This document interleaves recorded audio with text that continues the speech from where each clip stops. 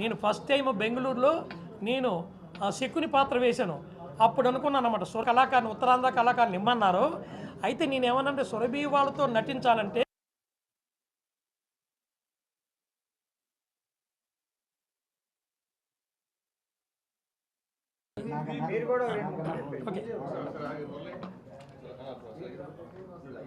యొక్క నాటకోత్సవాలు రంగసాయి నాటక సంఘం కళాభారతి ఆడిటోరియంలో జూన్ 29వ తేదీ అంటే రేపటి నుంచి మొదలవుతున్నాయి. వారం రోజుల పాటు జరిగేటువంటి ఈ నాటకోత్సవాలలో మొదటి రోజు మాయాబజార్, రెండవ రోజు అంటే 30వ తేదీన భక్త ప్రహ్లాద, జూలై 1వ తేదీన లవకుశ, జూలై 2వ తేదీన భూకైలాస్, జూలై 3వ తేదీన పాతాళ భైరవి, 4వ తేదీన శ్రీకృష్ణ లీలలు, చివరి రోజు మరలా మాయాబజార్ నాటకాన్ని ప్రదర్శించడం జరుగుతుంది.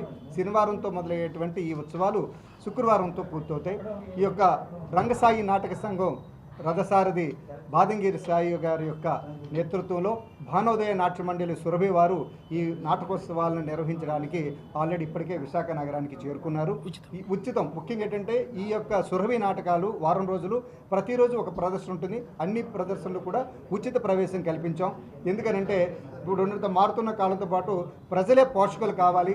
వచ్చిన వారే వారికి తోచిన విధంగా సురభి నాటక కళాకారులకు ప్రోత్సాహం అందించాలనే ఉద్దేశంతో రంగసాయి నాటక సంఘం ఈ యొక్క పెద్ద ఫెస్టివల్ని నిర్వహిస్తుంది. ఇప్పటి వరకు సురభి నాటకాలకు సంబంధించి 101వ ఫెస్టివల్గా మనం ఇప్పటి వరకు 100 నాటకాలను ప్రదర్శించడం జరిగాం. ఈ యొక్క సురభి నాటకాలు 100 పూర్తయ్యాయి. ఆ సురభి నాటకాలు ఇప్పుడు మళ్ళీ 7 మొదలవుతాయి. ఎందుకంటే ఇప్పుడు 25 ఏళ్ల క్రితం మా యొక్క ప్రస్థానం రంగసాయి నాటక సంఘం రథసారథి బాదంగిరి సాయి గారు ప్రారంభించినటువంటి ఈ ప్రస్థానం విశాఖపట్నంలో ఉన్నటువంటి పాత్రికేయులు ఇస్తున్నటువంటి ప్రోత్సాహం, అదేవిధంగా పోషకులు ఇస్తున్నటువంటి ప్రోత్సాహంతో ఉత్సవాలు చాలా విజయవంతంగా నిర్వహిస్తున్నాం.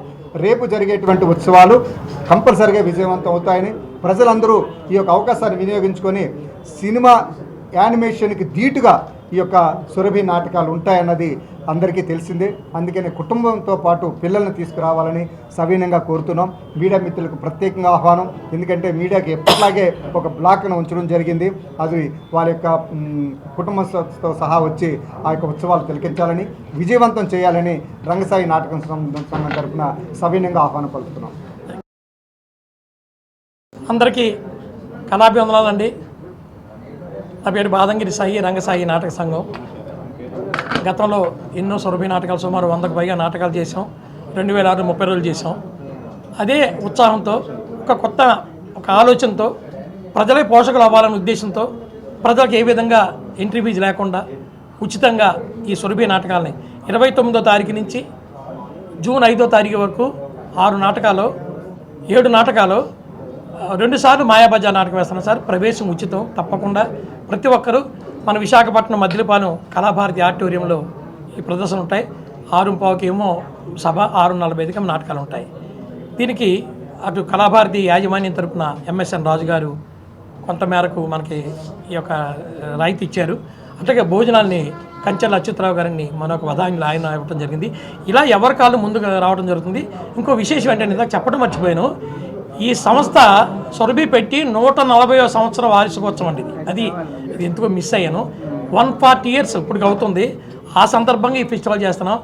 భానోదయ నాట్య మండలి వాళ్ళు మన దగ్గరికి వచ్చి, సాయి గారు మీకు నాటకాలు వేసి వెళ్తాం, మీరు మాకేమీ డబ్బులు ఇవ్వకపోయినా ఎవరైనా ప్రజలు ఇస్తే వాళ్ళ దగ్గర తీసుకుని మేము వెళ్తామని ఒక పెద్ద మాట చెప్పారు. దాంతో ఇది కొత్తగా డిజైన్ చేశాను. ఇది ఫస్ట్ టైం అండి, ఇండియాలో ఎక్కడ జరగలేదు. ఎక్కడ అంటే ఆర్గనైజర్ డబ్బులు ఇవ్వకుండా, థియేటర్కి పెద్ద డబ్బులు కట్టకుండా ఎప్పుడూ లేదు. ఆల్ డబ్బులు తీసుకోకుండా, ప్రజలు డబ్బులు ఇవ్వకుండా, అంతా ఫ్రీయే. మరి ఎలాగంటే ప్రేక్షకులు స్పందనే చూసి సరే ఏమన్నా వస్తే పట్టుకెళ్తారు, లేకపోతే మరో మాట అన్నారు వాళ్ళు. ఒకటే అన్నారు, మీరు ఇచ్చే మీడియా కవరేజ్ని చూసారా, అది కొన్ని కోట్ల విలువైందండి అనేది వాళ్ళందరికీ సురభిలో ప్రచారం అయిపోయిందండి.